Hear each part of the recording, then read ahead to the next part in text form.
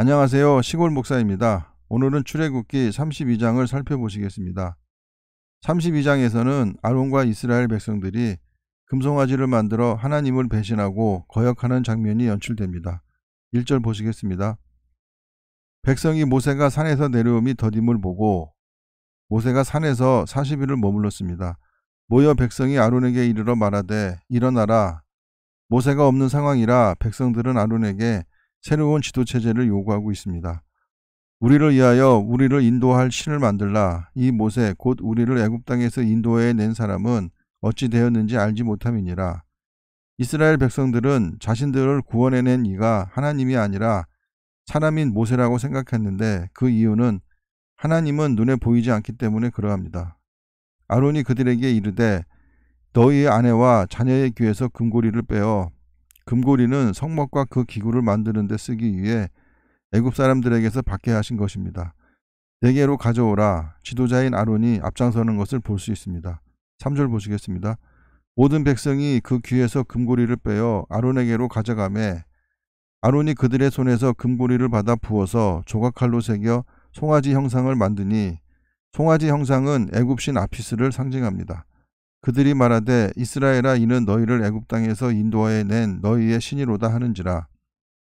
모세가 시내산에서 내려오지 않자 하나님을 형상화한 것으로 보입니다.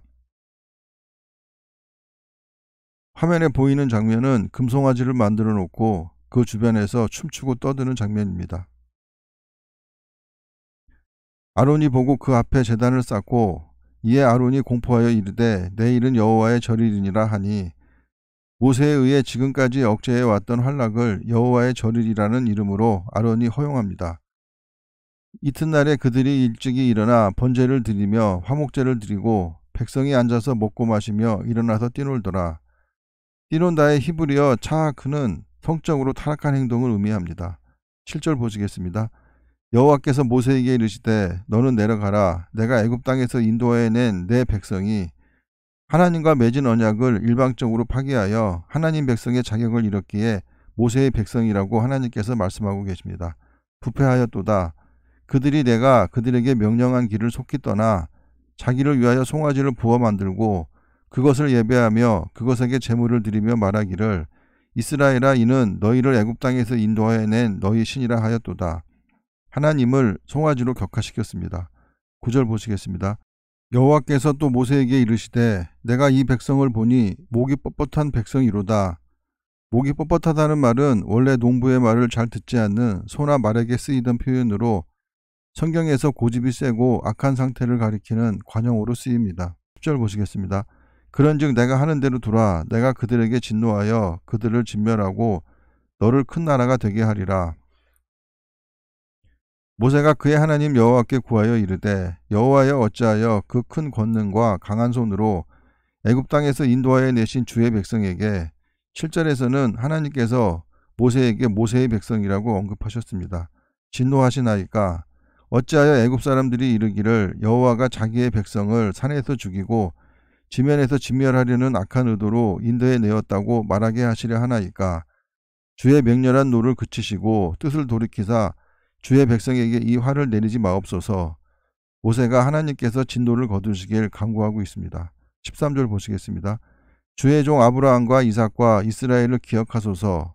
주께서 그들을 위하여 주를 가리켜 맹세하여 이르시기를 내가 너희의 자손을 하늘의 별처럼 많게 하고 내가 허락한 이 온 땅을 너희의 자손에게 주어 영원한 기업이 되게 하리라 하셨나이다.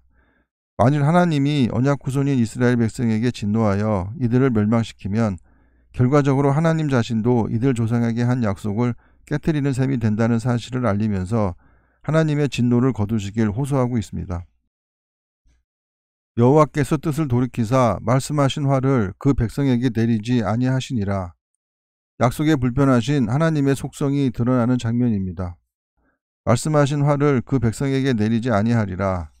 약속에 불편하신 하나님의 속성이 드러나는 장면입니다.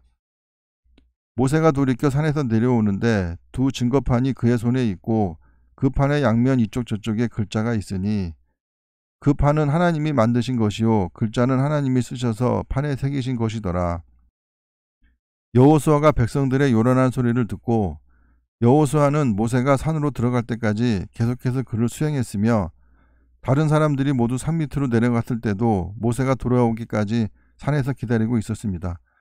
모세에게 말하되 진중에서 싸우는 소리가 나나이다. 모세가 이르되 이는 승전가도 아니요 패하여 부르짖는 소리도 아니라 내가 듣기에는 노래하는 소리로다 하고, 노래하는 소리는 우상을 숭배하는 의식인 가물을 말하는 것입니다. 진에 가까이 이르러 그 송아지가 그 춤추는 것을 보고 크게 노하여 손에서 그 판들을 산 아래로 던져 깨뜨리니라.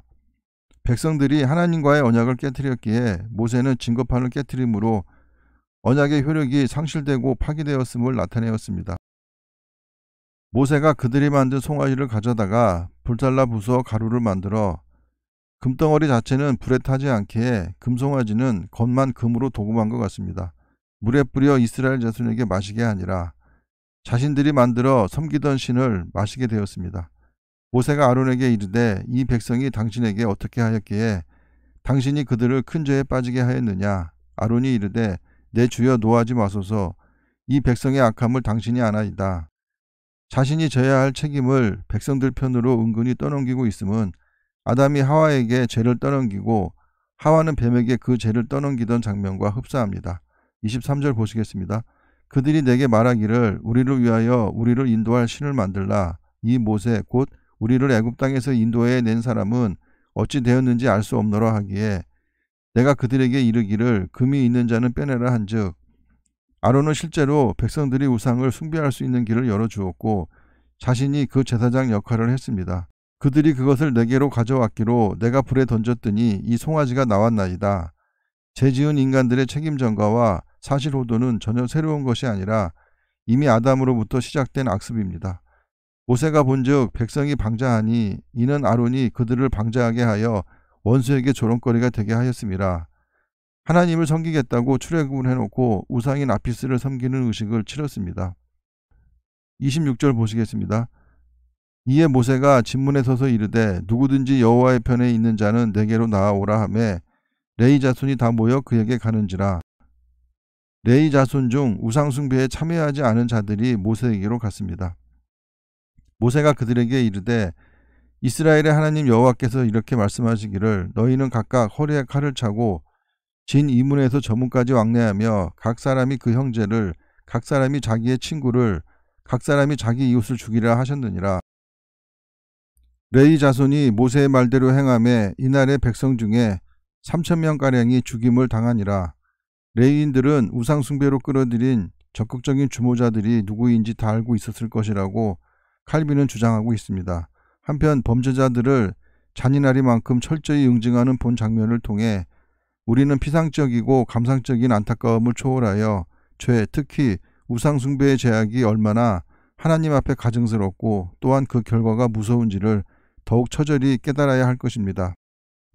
모세가 이르되 각 사람이 자기의 아들과 자기의 형제를 쳤으니 오늘 여호와께 헌신하게 되었느니라. 우상을 만들어 섬기게 한 주동자들을 희생제물로 잡아 바침으로 백성들에 대해 속죄하였기에 제사장의 임무를 수행하였음을 말하고 있는 것입니다. 그가 오늘 너희에게 복을 내리시리라. 이튿날 모세가 백성에게 이르되 너희가 큰 죄를 범하였도다. 내가 이제 여호와께로 올라가노니 혹 너희를 위하여 속죄가 될까 하노라 하고, 우상 숭배의 죄는 3,000명의 죽음으로는 대속되지 않았고 모두가 죽어야 하는 커다란 죄입니다. 31절 보시겠습니다. 모세가 여호와께로 다시 나아가 여짜오되 슬프도소이다. 이 백성이 자기들을 위하여 금신을 만들어 싸우니 큰 죄를 범하였나이다.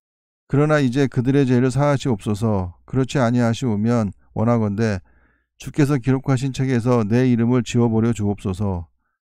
모세가 책임지겠다는 말인데 모세는 하나님의 입장을 곤란하게 하는 재주가 있는 것 같습니다. 여호와께서 모세에게 이르시되 누구든지 내게 범죄하면 내가 내 책에서, 이 말이 성경 다른 곳에서는 생명책으로도 표현되었습니다. 그를 지워버리리라. 죄에 대한 하나님의 공의를 표현한 말입니다. 이제 가서 내가 내게 말한 곳으로 백성을 인도하라. 내 사자가 내 앞서 가리라. 그러나 내가 보응할 날에는 그들의 죄를 보응하리라. 하나님께서 지금은 백성들의 죄를 용서하시고 징벌하지 않겠으나 다시 죄를 지으면 훗날 이번의 죄까지 함께 징벌하시겠다는 뜻으로 보입니다. 여호와께서 백성을 치시니 이는 그들이 아론이 만든 바 그 송아지를 만들었음이더라. 3,000명의 도륙 사건에 대한 부연 설명이자 본장의 결론입니다.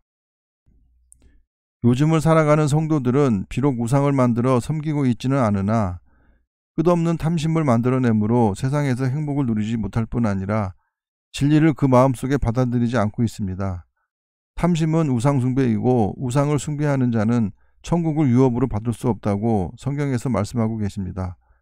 우리가 예배를 드리고 헌금을 하고 기도하고 봉사를 하고 찬송하는 것도 중요하지만 자신의 마음속에 있는 탐심을 십자가에 못 박는 일이 우선되어야 할 것입니다.